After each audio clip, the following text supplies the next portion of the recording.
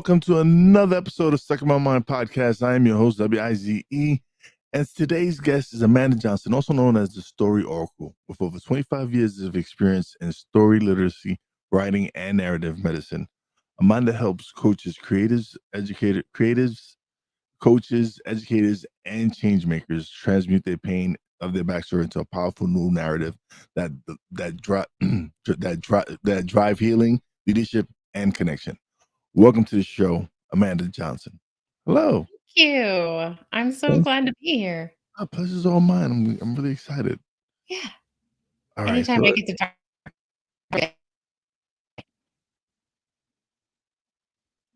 okay. All right. All right. So what was the first story you ever consciously rewrote for yourself, and how did it change your life? Consciously rewrote.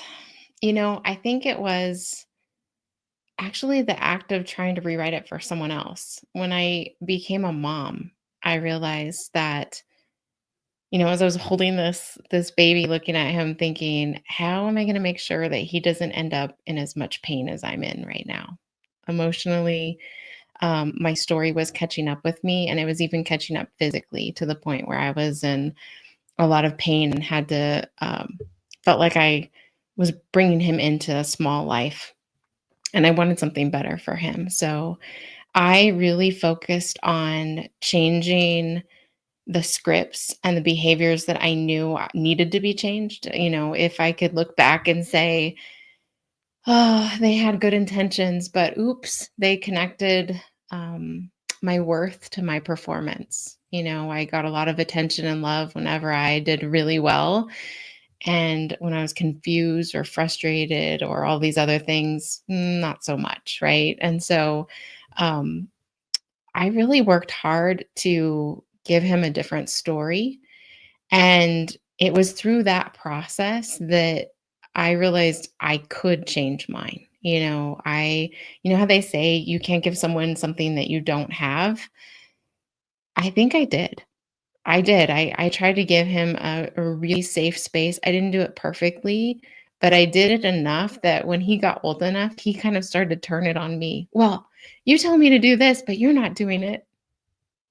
Oh yeah. Okay. So all of this scripting and behavior shaping that I had done with him, I realized I needed to do it for myself so that my model didn't undermine all of my messaging with him. Awesome. Awesome. What were the unconscious narratives you had to release in order to grow your business? Just one. Oh,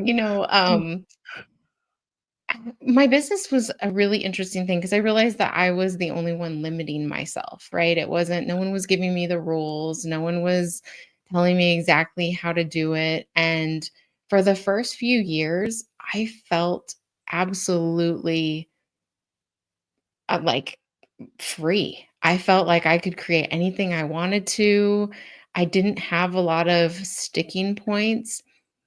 But I would say it was about year 4 that I started to realize, okay, there's something going on here. And one of the things for me was probably the primary story was that every time I get too big, I get squished, right? Because I didn't know it at the time. I didn't put it all together. But what I realized later as I was unpacking this was, in every family system, education system, business, teacher credentialing system, all of these different places I had been in, whenever I really unleashed my superpowers and brought all of me, I made people very uncomfortable because my light illuminated some of their darkness.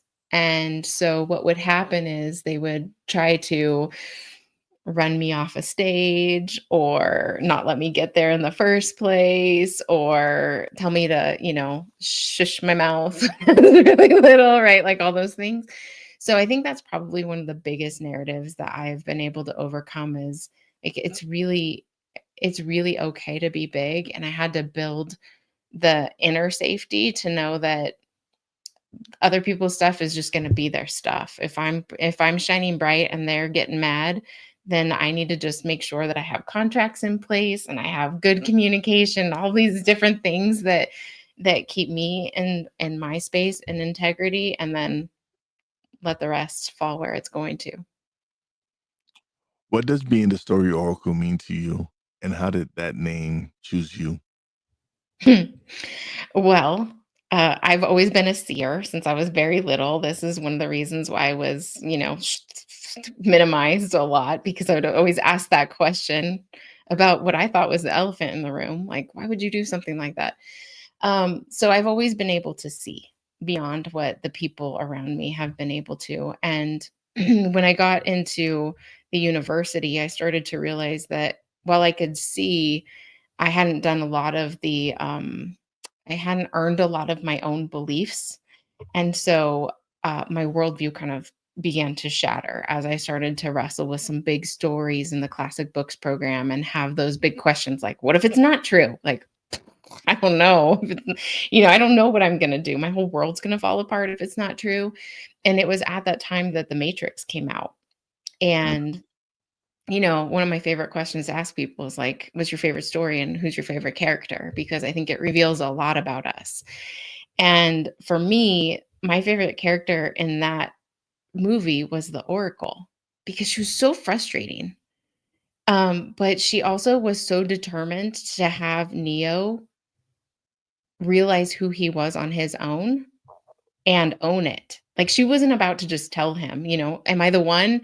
I don't know. Are you?" And then she hands him a chocolate chip cookie. And I thought that's real power, right? Being able to see what is inside of a human and what's possible for them, and yet not tell them necessarily what it is, but create experiences where they can wrestle with it and explore it and expand it. And so that's kind of what my whole career has been about. It's the way that I tried to raise my son, creating opportunities for him to push the boundaries instead of trying to keep him all, stuck inside of them. And then as I had people coming to me to help them write their books and get their messages out, someone would sit across from me. And as a seer, I could see all of these possibilities open up, right? Like, they're saying, I just want to write this little book. And I'm seeing big stages and coaching programs, and I made that mistake early on of telling a few people what I saw, and then I realized, nope, we need to go back to that oracle mentality and really hold a space for it and just ask the questions and invite them to opportunities to see if those are actually the things that they want to. And so that's how I came by it, honestly. Yeah, sometimes when you share the entire picture, people can't see it like you see it. They can't. They can only see what they can see at the time. Hmm. And so there is a process of trying to, illuminate just a little bit of possibility, and sometimes it's just the question, right? Oracles ask questions all the time. And so, one of the first questions I ask people is, okay, I hear you saying you want to write this book or you want to publish this book. Is there more? Like, are there any other dreams that you've had in the past? Are you a natural teacher, or have you thought about speaking, or have you considered? And so, just asking that question kind of plants the seeds. And even if they say to me, nope, just the book, the seeds are planted so that when those opportunities come to them, I just had this client last year publish this unbelievable book. And it was the same conversation. No, I don't want to speak. I'm just going to be the book. I'm just going to, okay. And then as soon as she launched the book, she got half a dozen to a dozen speaking invitations. And then she looked at me and I was like, remember when I asked that question? Like, maybe it's time to start exploring this, because the doors are opening. And now that the book part is done, right? That part that was kind of like a tunneled goal for her. Like, I just need to, and the thing too is, isn't it true that some of those goals that we have already feel so big? So if you make it even bigger, someone just completely contracts, right? Like, writing a book is not a small bit of work for individuals. It might be for me because I know how to do it, because I've done it a few times, because I've helped people through it all the time. So I'm looking at them thinking this is going to be a lot simpler than you think it is, but to them it feels this big. So who am I to go in there and just push the boundaries and totally freak them out? I just realized that was a bad idea.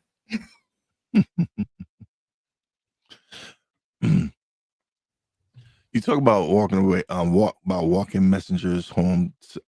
Sorry, you talk about walking messengers home to themselves. What does that process really? What does that process actually look like? So when I started the writing coaching business, I really did think I was just helping people with books. And then I couldn't get people to actually do the work in between the sort of mastermind sessions that we had going on. And so I thought, you know what, I need to kidnap these people. These are very busy, high performing professionals taking care of everybody else in their lives. What if I just created a retreat model? So I invited them to 3 days. And that's when I started to hear what was really keeping them from sitting at their computer and doing this. Because when I asked the question, but why do you care about this message?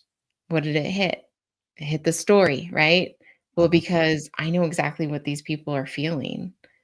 Okay. And why won't you write it? Well, because I don't want people to know about that part of my life, or I don't want to go back there and feel those feelings again. And you're asking me to create a story scene. Like, that's not just telling the story. You're asking me to actually go in there and report it from the character experience. That's going to be hard. And so that very first retreat, I had a lady show up and she was just so activated. She came in purple faced. Something crazy had happened at her work that day.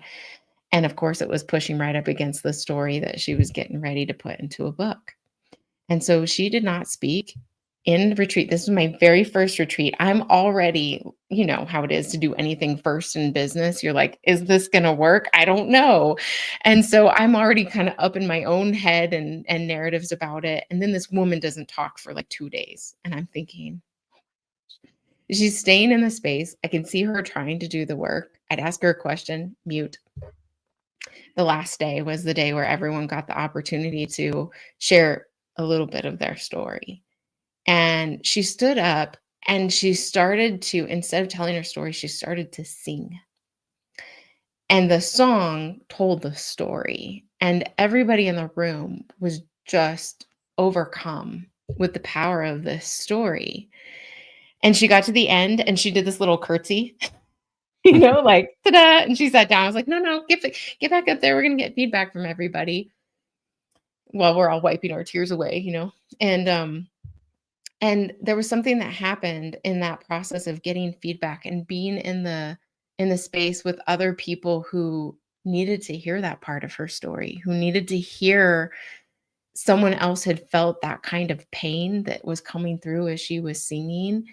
And as they started to give that back to her and like, this is the power of your story, I watched her just crumble to the ground in tears.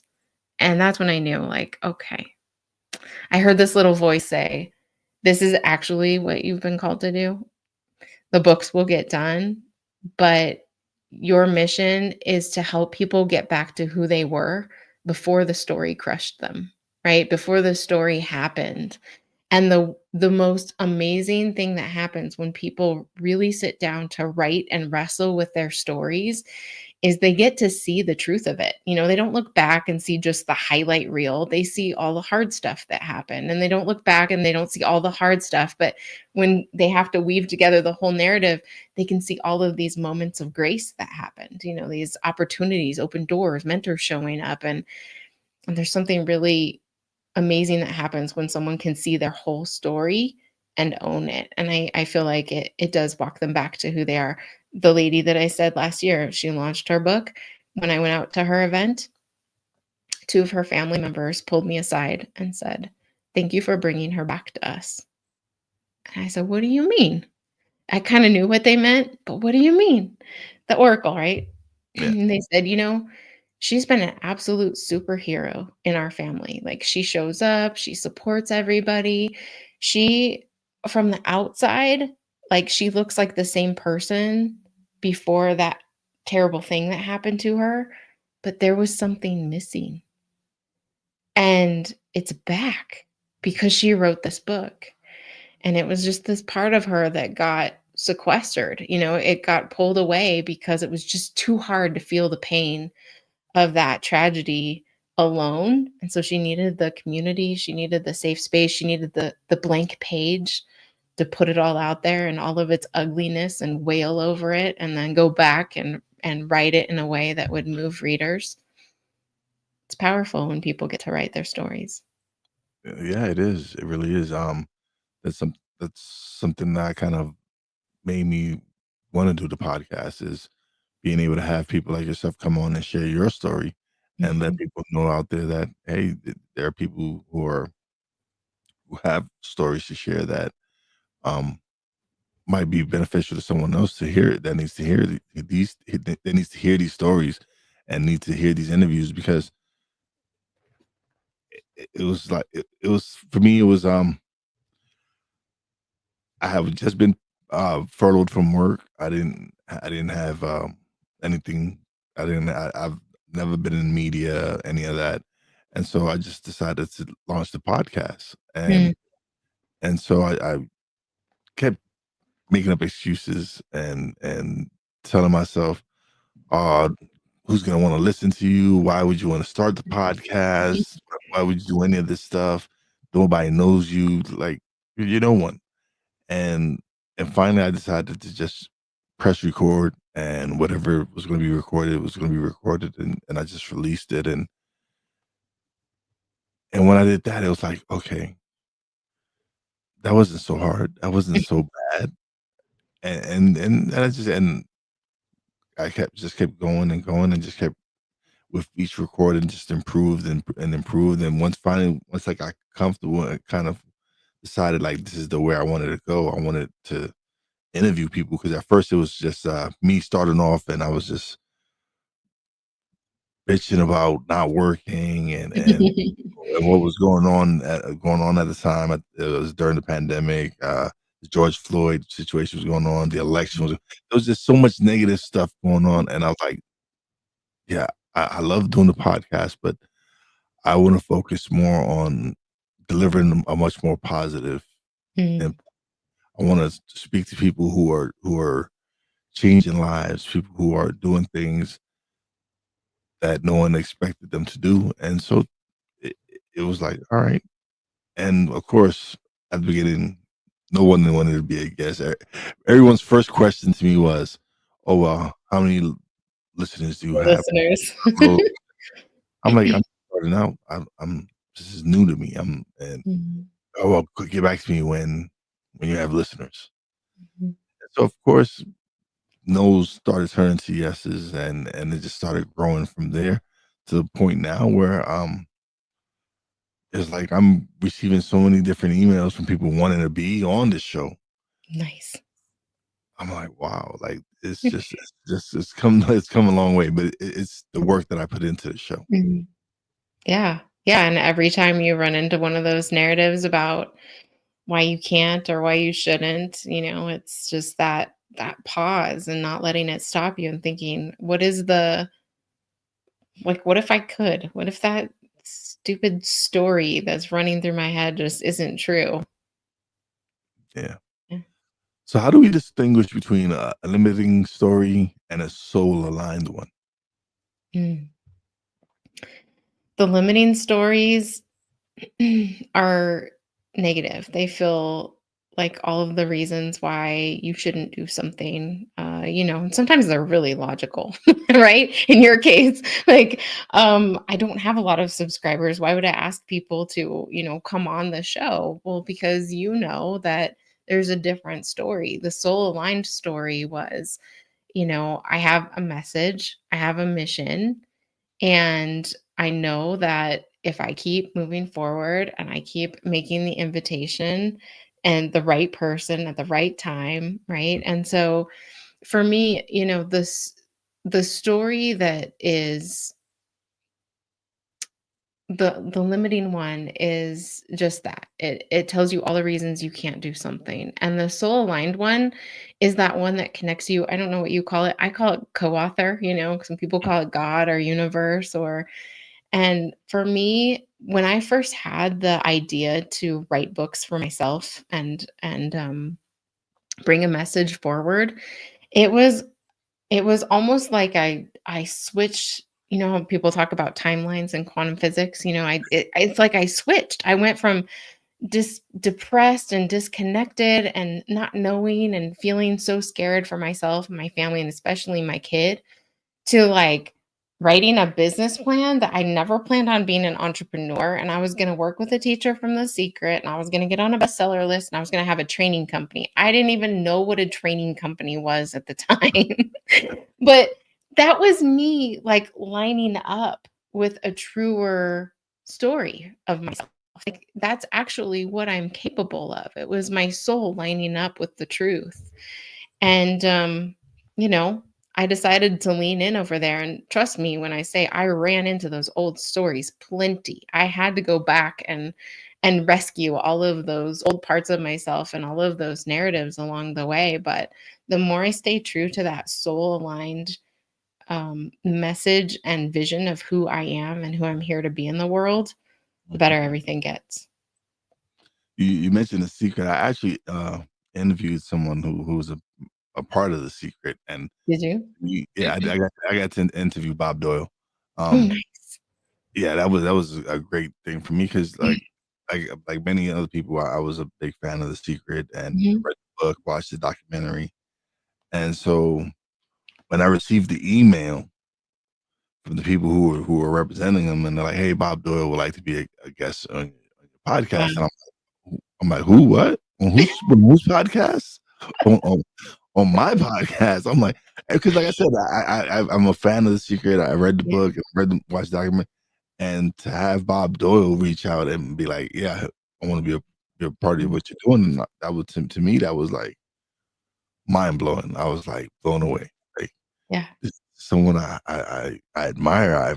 I've read some of his work, and here I am having an interview with him. Yeah, So I bet yeah, that was kind of an out of body experience. I know uh, that's how it was for me. it was I bet amazing. It was amazing for me. yeah, yeah, it's special. Can you talk about the wound you healed recently that changed everything? Mhm.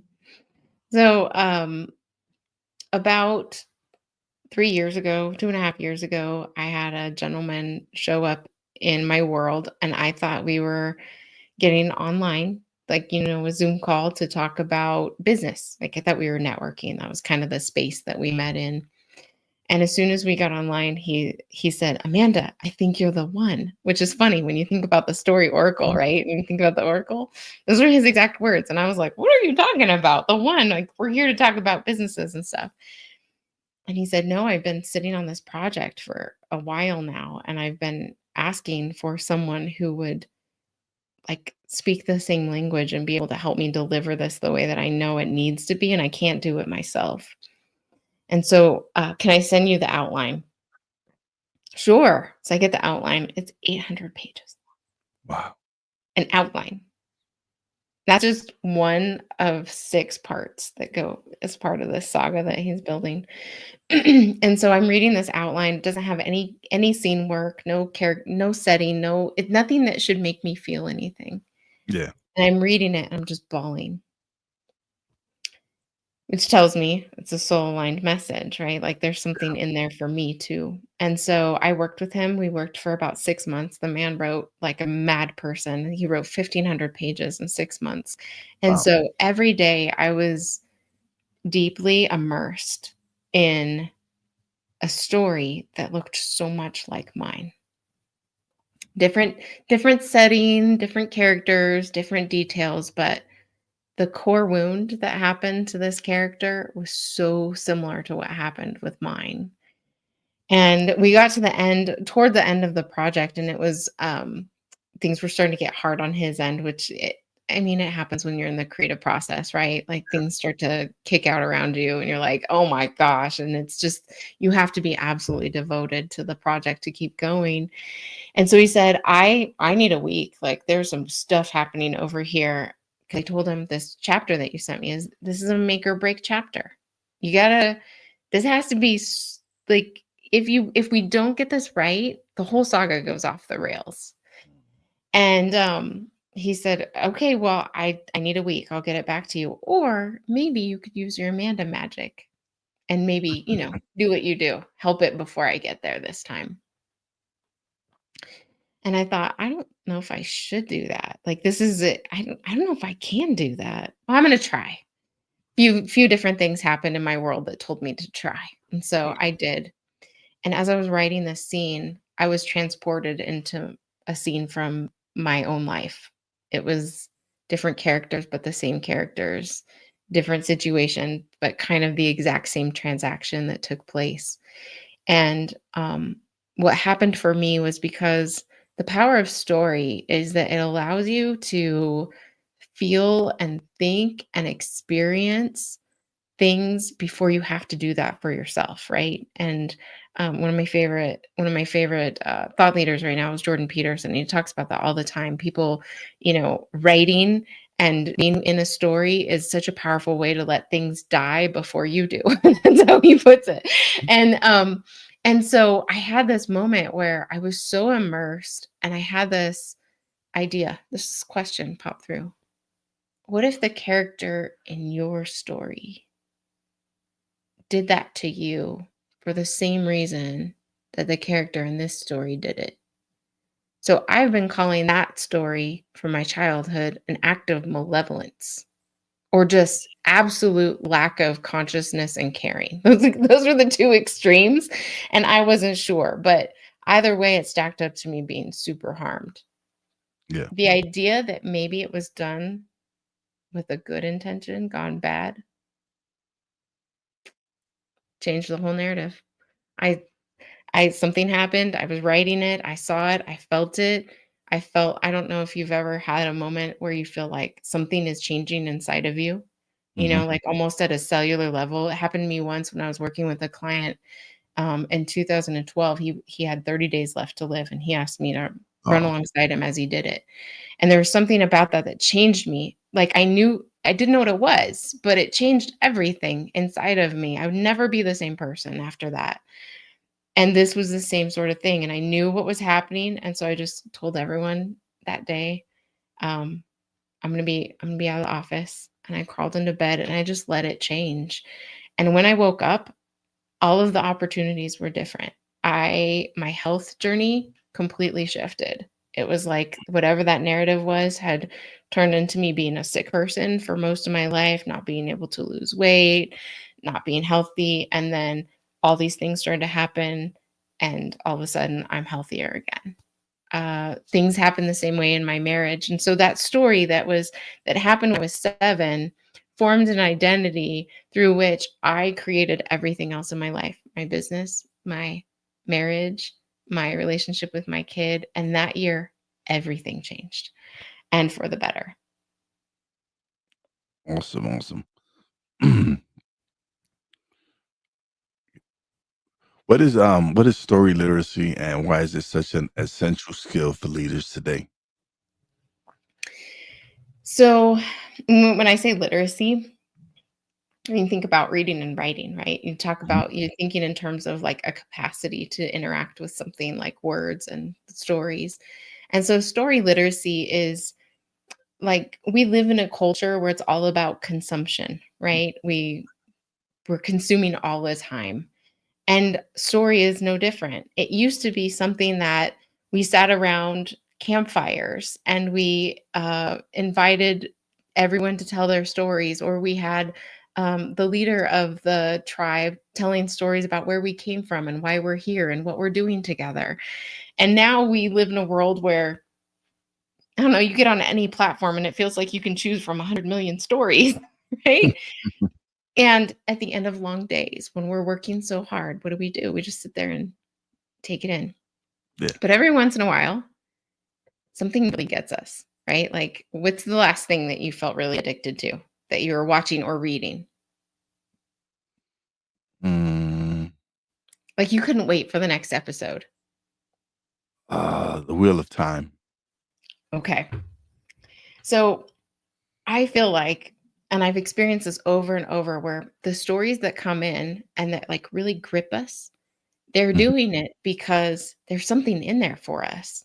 Story is medicine.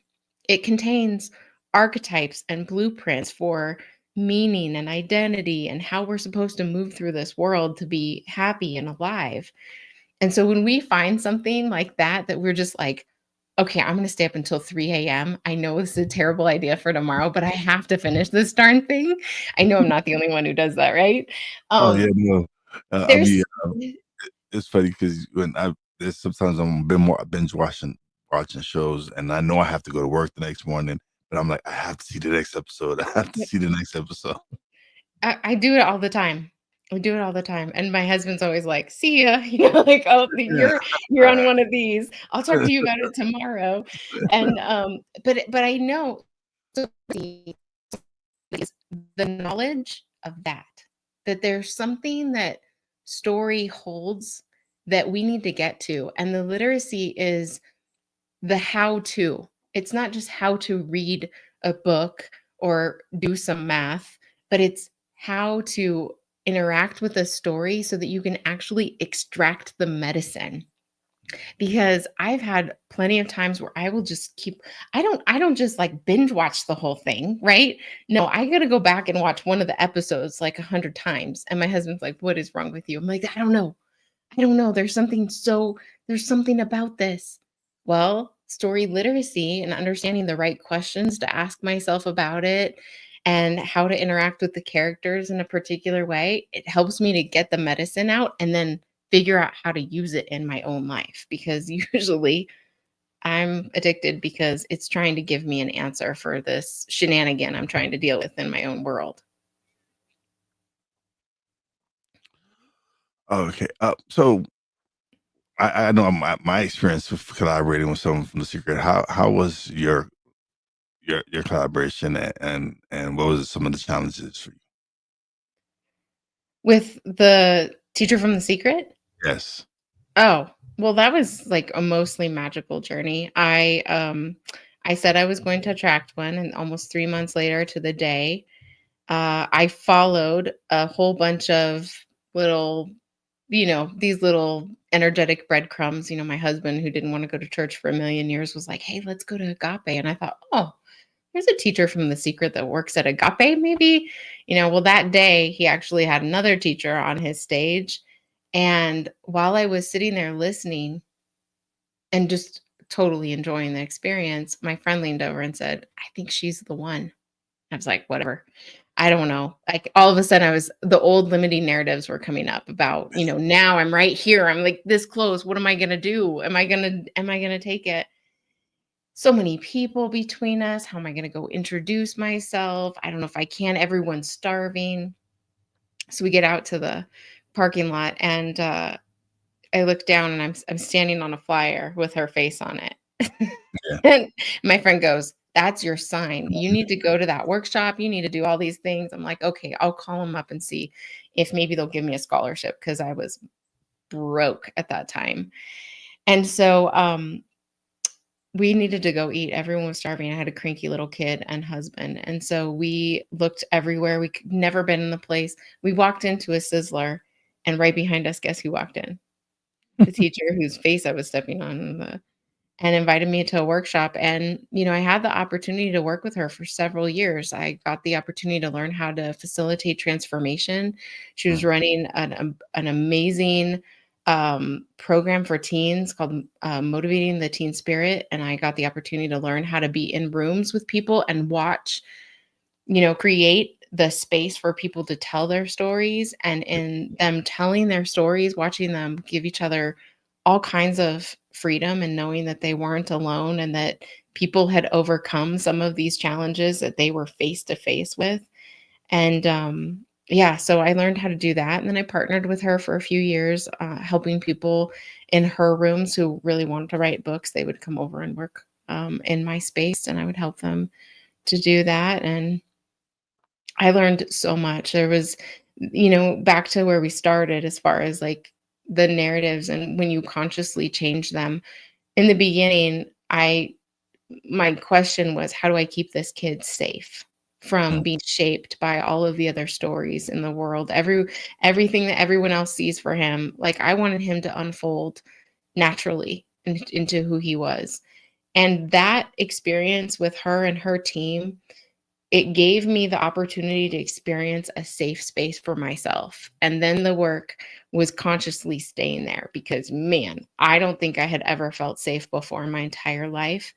And being in a space where I was able to say things that I had never said and know that it was going to be met with curiosity and compassion instead of anything else that I was expecting. Um, it was just the mission of learning how to stay in the room and be with my own story and let people have the opportunity to help me write a new one. Mm. You often say that hiding behind the message is a form of self-abandonment. How did you learn that? Just through watching the patterns. When so often what I see is when people really excel, and these are the people who tend to find me, right? Because they're trying to take their mastery and put it into a book, or take their story of overcoming and put it into a book. And so what I found is that so often that mastery, those superpowers are developed because they had to develop them to stay safe in their childhood, or to just survive it. And so that means that whenever we use that superpower, there's like a shadowy component to it, right? Because where it was born, it's like the kryptonite for Superman, right? It's that thing that every time you go back there, you're trying to get home to yourself and become all of who you are, and you activate that very big part of yourself. There tends to be this little shadow that shows up. And I think that's more the case than not in what I've seen. And so my one of the things that I pay very close attention to when I'm working with clients is, what's the superpower and what's the shadow, and how is that shadow going to try to undermine the mission? Because it will if it can.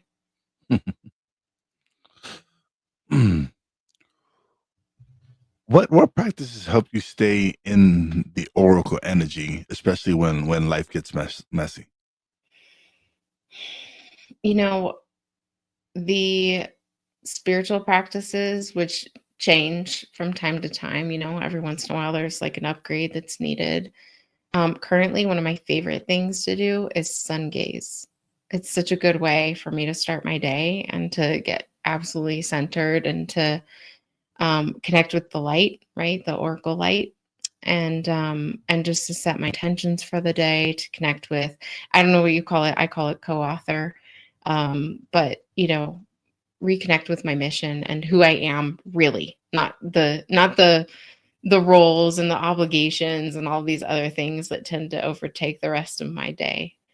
Um, so my spiritual practices, physical practices are really important for me because, and I think they're really important for anyone operating from their superpower, because when we do that, when we operate from our superpowers, it takes a big toll on our bodies. Our nervous systems are getting a lot of energy and moving a lot of energy. A lot of us are intuitive and empathic, and but trying not to absorb a bunch of energy while we're helping other people. And so physical stuff like yoga and Pilates and those sorts of things, walking outside in nature, really help me to stay connected. And then um, community, having individuals in my space who can help remind me when I forget, because you get on that mission and you get really excited, and then the shadows and the shenanigans start, and you're just like, oh, why did I start out?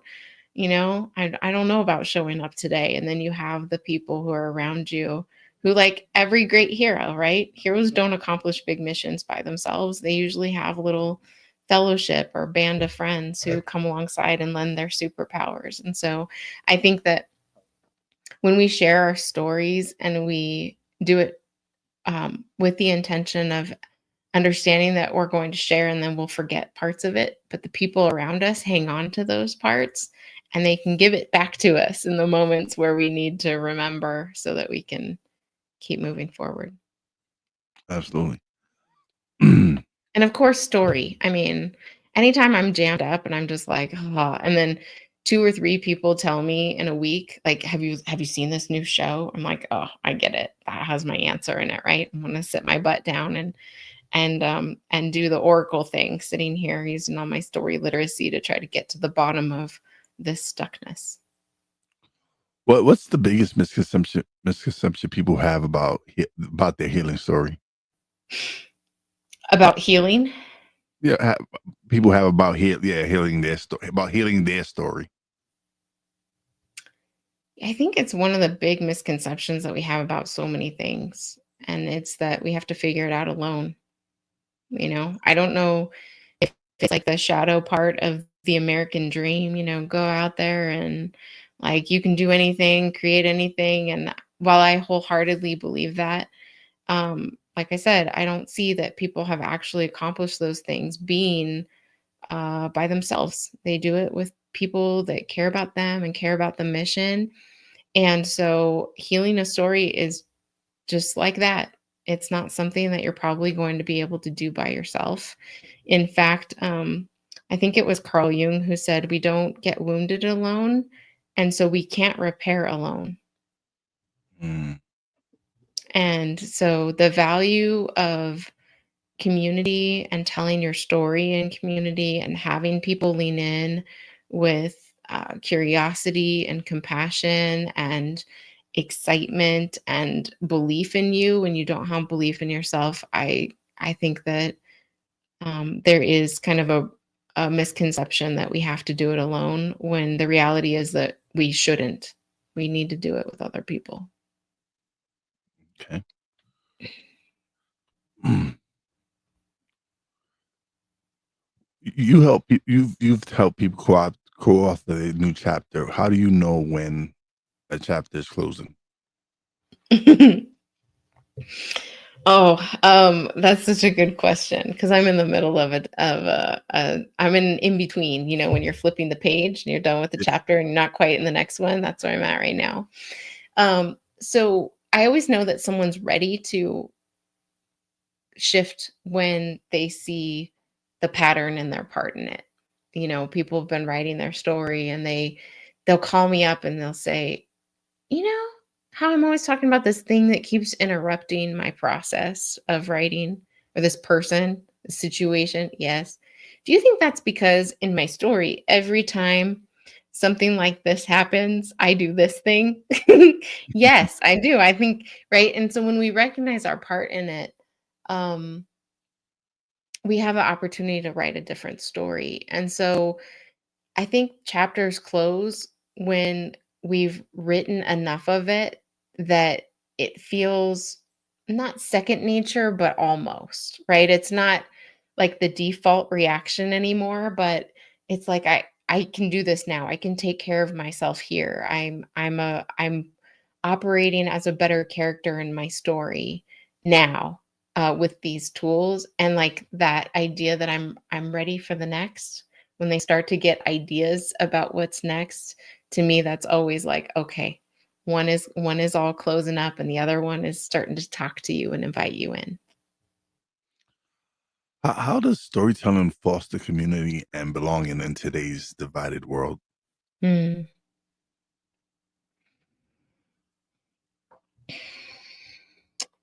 I think that too many people are feeling alone and believing a lot of the stories that are fed to us through um, different platforms and media that doesn't really have our best interests at heart. And I think that one of the things that I saw in those rooms, in those transformational rooms with teens, and that I've seen over and over in my own rooms, is that the characters and the details are different, but the feelings are the same. You know, um, it might be my dad, but your mom. It might be, um, right, my business, but your corporate profession. It might be, but when we get down to the bottom of it and we're telling the story from that character space, this is what I was feeling in my body. This is what I was thinking, all the head trash that was between my ears. This is, the step that I took, and I just like fell in a ditch. Right? Like it was my best effort and it just didn't work out. Yeah. When we share those stories, we eliminate some of those preconceptions about why we're all so different. We're not. We're human. And we experience the world through different lenses, but we're feeling the same stuff. And the only way we know that is if we tell our stories to each other. I have a lot of friends who have crossed a lot of those preconceived barriers, those dividers that get set up between us because we're different economic status, or we're different races, or we're different, fill in the blank. And when we start to have conversations, we realize like we have a lot more in common. They have been absolutely stunned, and I have been stunned at how like, oh, here we were believing this story that someone else told us about each other. Why would we do that? Why not just tell our own stories? And then realize like, okay, we're all on this human journey together. We need to drop all of this stuff and really just stay connected to the mission of being better as individuals and as a collective. Well, what are some key archetypes or story patterns that show up in clients' lives? Hmm. Well, you know how they say back to law of attraction, like attracts like, and birds of a feather, and all of those things. So I find that um, we all kind of attract the individuals that have the same sort of blueprints that we do, those same archetypes that we've wrestled with. And if we've gone on the journey and we've evolved that archetype, right, we've kind of wrestled with the shadow and figured out how to work with it or even integrate it, then we are so much better equipped to help people who are struggling with those same archetypes. So for me in my space, there's a lot of that dynamic of really big superpowers and personalities born out of pain and early childhood, early adulthood, and this idea that if they get too big, something terrible is going to happen, right? Someone's going to attack them or betray them, or they're gonna make a fool of themselves, or whatever the story is. But there's something about bigness, which I think makes sense in this industry, right? Where people have a message, and in order to put it out there, you do have to expand your energy and your audience, and really take up more space in the world. The term platform, like what is a Mhm. platform? It's something that raises you above the rest. Well, if you have a story, an archetype that's not allowed for whatever reason, because it's going to be too much ego, or because fill in the blank, then you won't let yourself get there. What advice do you have for someone afraid to share their story publicly? Don't. Start small. Create safety. um if you're afraid to tell it publicly, it might be because you haven't even really shared it privately. And there are people who are like, go tell your story, and I'm like, no, go write your story, go wrestle with your story, and do it with at least one other safe person who can look at you and read it and witness the story and be with you in it and give you a sense of safety with it. And then by the time that you're done wrestling with that, and you've actually, this could be done in journal, it doesn't have to be a book, Yeah. right? But if you have the opportunity to put together that whole narrative, then there's a certain amount of safety that you can build doing it a little bit at a time. First with yourself. I think a lot of people don't want to tell their story because they're hiding parts of their stories from themselves. And they know the minute they get up on stage and they blurt it out, there's a part of them that's like, you got to deal with this before you can get in front of people. And that's all going to spill out. I've seen that too many times.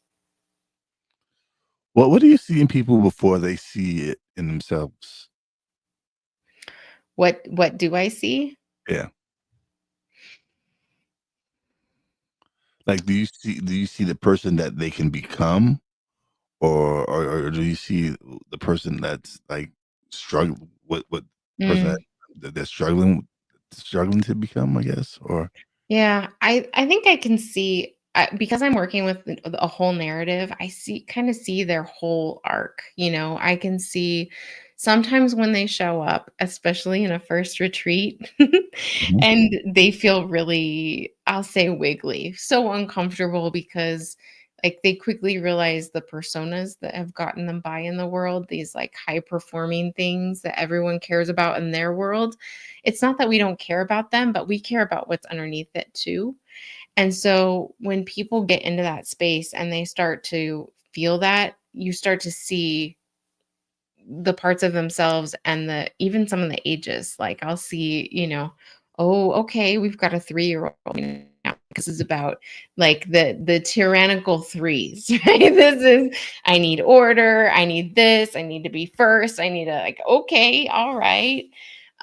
So I can see all of it at once. I can see the shadowy stuff that's gonna try to take them down, but I also hold that vision of who they are when they're telling the story. It's kind of like that idea of there's you and then there's the person who thinks about you.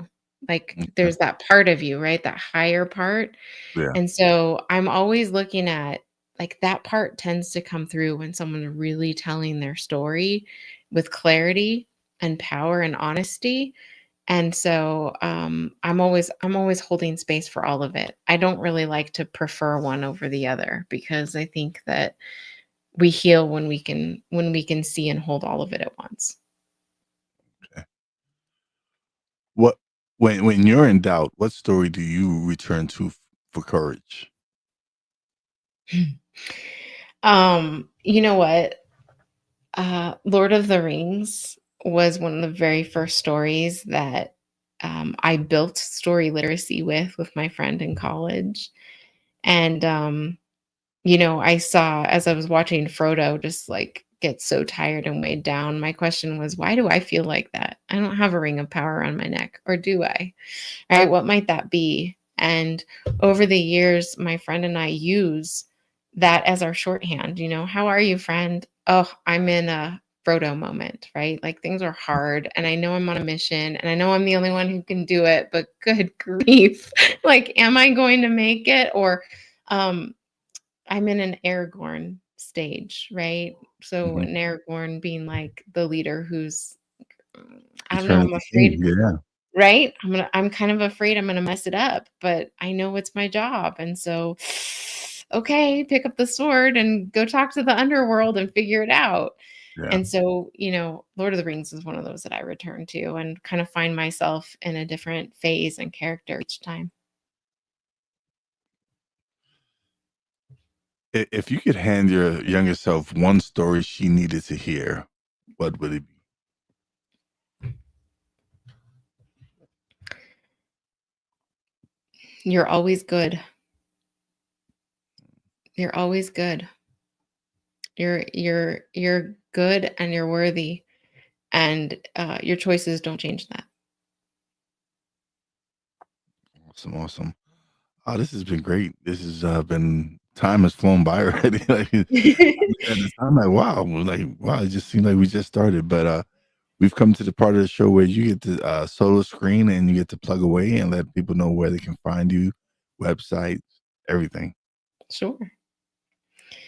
Yeah, so for those of you who are thinking about writing a book or telling your story or just wrestling with that old story and trying to heal it, head over to savedbystory.house.